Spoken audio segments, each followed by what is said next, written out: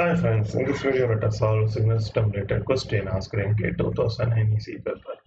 A function is given by sin squared t plus cos 2t. Which of the following is true?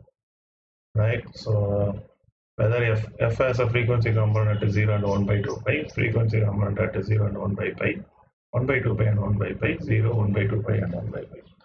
So we have to find the frequency component. Okay, so what they have given f of t. F of t is sin square t plus cos 2t. If I simplify this, it is 1 minus cos 2t divided by 2. This is cos 2t. So again, if it is half cos 2t, half cos 2t, 1 cos 2t, so it is 1 by 2 plus 1 by 2 cos 2t. So f of t has both DC component. This is DC because it is a constant value. This is cosine term.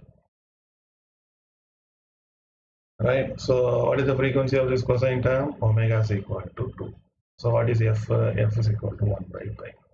So what are the frequency component present in the f of t? This is 1 by pi hertz. For DC, f is equal to 0 hertz. So the answer is 0 and 1 by pi. 0 and 1 by pi. Option 2 is the right answer. Thank you.